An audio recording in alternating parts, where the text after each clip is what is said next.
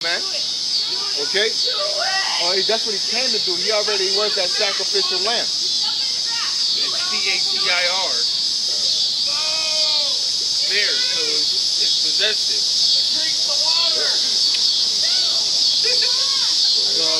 Back 2 Peter 2:1.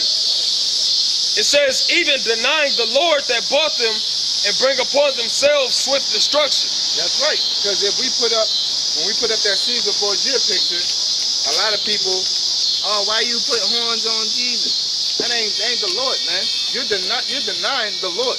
Because the Lord don't look like this guy, man. You're reading Revelations and say, oh yeah, the Lord black. But then when we show you this fake white boy that posed for the Lord, then you, oh, why you putting horns on Jesus? This ain't Jesus, this ain't the Lord. I thought you read the Bible, I thought you believe. You know, if you love somebody, you got a mother, you're supposed to know what your mother look like, man. You ain't gonna let nobody say your mother white. I bet, hey, the so-called white man got mad when James Bond got turned black, man. Okay? They got mad over James Bond. A fictional character. Yeah, a fictional character. Shouldn't you get mad over the most honorable, highest man that ever walked the earth? When they say he was a dark-skinned man, they paint him out to be this? Okay? Yeah, we're pointing at this way, not the sidewalk. Thank you. Okay? So, yeah, you should be mad at that. Okay?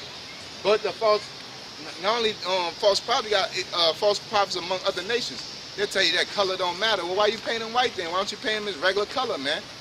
Because the main reason why we deal with the Bible is for truth's sake. So the truth of the matter is that the Lord is a dark-skinned man. Okay? Therefore, for truth's sake, make him dark if color doesn't matter. Speak the truth. Okay? Just like we out here, it don't matter who walks up. We have no respect of persons. We're going to tell every person the same thing, man. I ain't going to tell one nigga because he's 6'8" that he ain't going to be destroyed for being a 2/3. Oh, you're going to be destroyed too, man. P. Diddy walk up, I ain't going to tell him he ain't going to be destroyed. No, everybody get it, man. If you wrong, you wrong. You right, man. But the false prophet is going to tell you things according to his will for whatever agenda he has. As if it's for filthy lucre, if it's making merchandise of you, to be looked at as somebody. Go ahead. Even our forefather Paul said that. He said, I came not to you with enticing words which man's wisdom teaches. You know, he ain't gonna, you know, just like the brother said, he ain't gonna show no respect to person because you may have some type of stature in this world, man. You know, just like when the Waka Flocka rolled up on some of the brothers, man. Yeah, in Arkansas, yeah. Yeah. Brothers got down on them, man. They ain't show no respect to persons, man. Yeah. That's how we supposed to be. Curse them out. And anybody that get it, man. It ain't about just cursing people out, but it's about giving the truth. And most likely they're going to rebuke it or reject it because they're in that world, man. 2 Peter 2:2. And many shall follow their pernicious ways, by reason of whom the way of truth shall be evil spoken of. Yep. So let's get that word pernicious.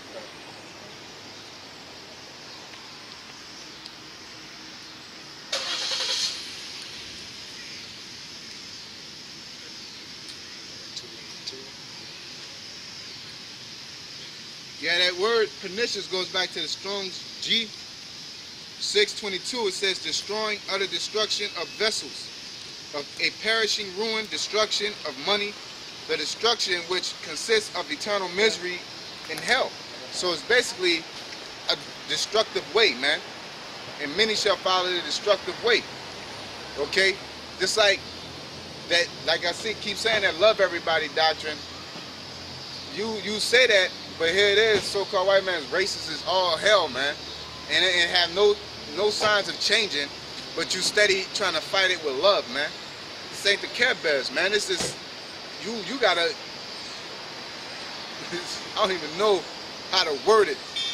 Ain't no country in history ever won their land back or won a war with love, man. It was always won by war. And the so-called white man show you that, man. Okay?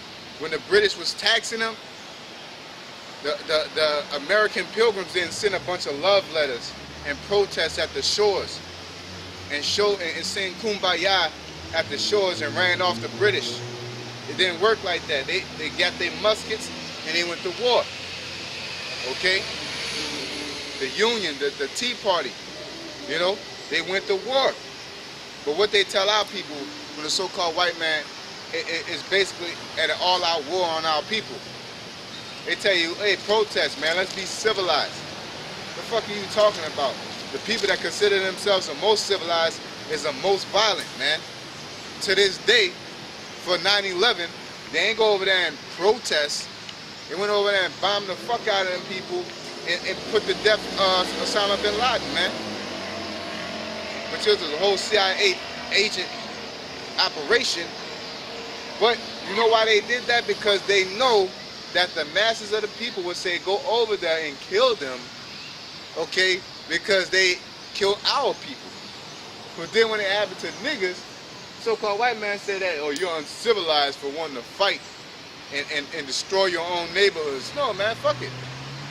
You're supposed to be up in arms. That's a natural reaction. Just like I told Jake earlier, that the Most High put these so-called emotions on us, you know, or these feelings, so to speak, but we don't use it the right way. When somebody kills somebody, the scriptures say, man, that you, hey, you supposed to go get theirs. That's why in the Bible they have a thing called the city of refuge, man.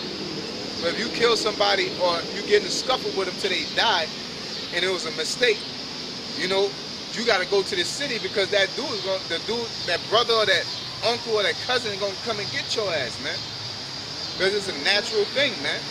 You want to fuck somebody up for killing your people, man.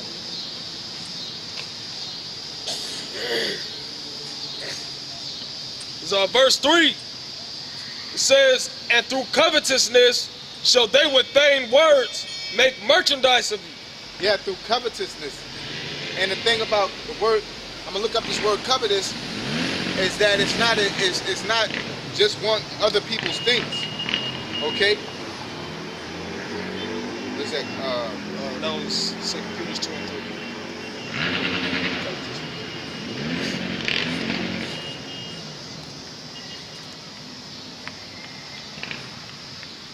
The word covetousness goes back to the Strong's G 4123, and it says greedy, desire to have more. Okay, and it says covetousness, avarice. Okay, see here, I don't look up that word avarice, but the point is, I got the point I wanted. It's a desire to want more. That's covetous.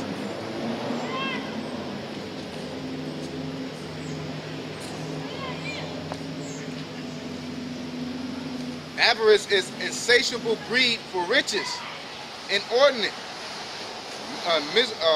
miserly desire to gain and hoard wealth. So being covetous ain't always wanting somebody else's stuff. It's basically constantly wanting more and more and more. You know, like if you eat, there ain't no sense to just keep eating. America's a bunch of covetous. That's why they got McDonald's and all this and that, man. It's supposed to, you know, breakfast, lunch, and dinner, man. You know, it's supposed to be able to fast. You know, but that greed is unbridled lust, man. Okay, and these false prophets are covetous. They want money. They just want more and more and more and more. You can tell in their talk, like they call GMS bummites. Like, you know, we don't do nothing. All we do is just sit on our ass all day, magically uploading YouTube videos with no internet. You know, how is that possible? But that's another thing they do. They slander, man. They lie. You know, just because we carry ourselves a certain way, and our demeanor is different from yours. We're not coming out here in those silk garments with arm bracelets, looking like, you know, Power Rangers or something. We coming out here just giving you the truth, man. Okay? Because the garments ain't the important part, man. We spent our time into the studying aspect. That's why our time is invested in, man. We might do a little something to our garments, man, but you ain't gonna, you know, have that bedazzle machine like Johanna got, man. You know, leather and shit. Hot as a motherfucker. Yeah, yeah. Got a leather scarf on. Like, why would you have a leather what the hell you got to do with that? A leather scarf, man. That is a pointless thing to have. Go ahead.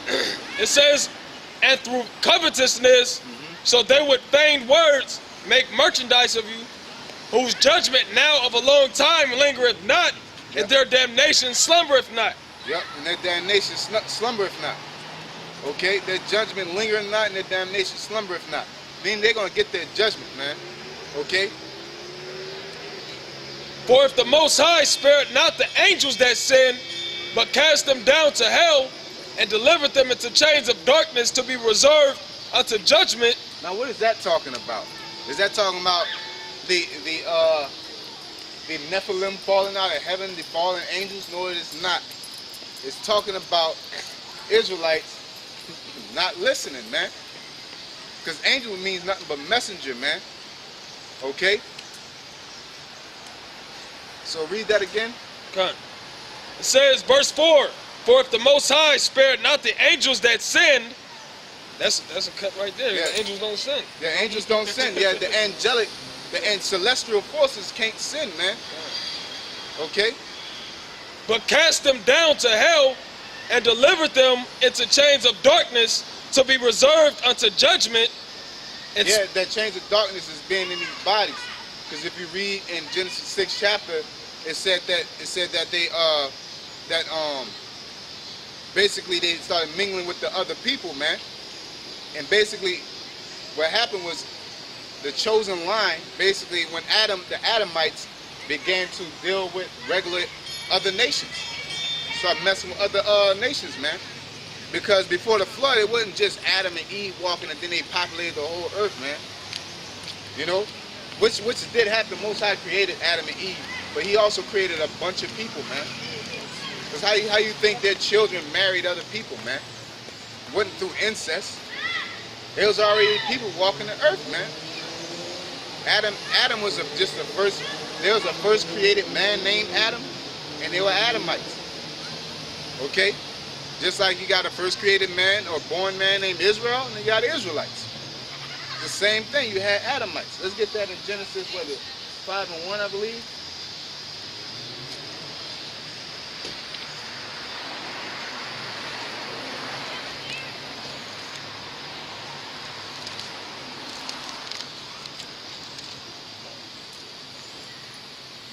this is the book of Genesis, chapter 5, verse 1.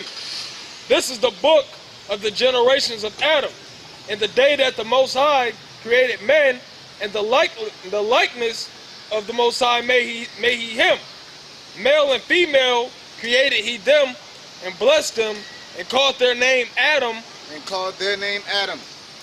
So they had something what you call Adamites. It wasn't just Adam and Eve. The Most High picked Eve from the Adamites. When he said get somebody, he put Adam to sleep, and he took somebody from his rib. He didn't actually take a rib out of him and create a woman. The woman was already walking around. Your rib is your kin, man. So he basically said, go get a woman out of your tribe and marry her, man. Okay?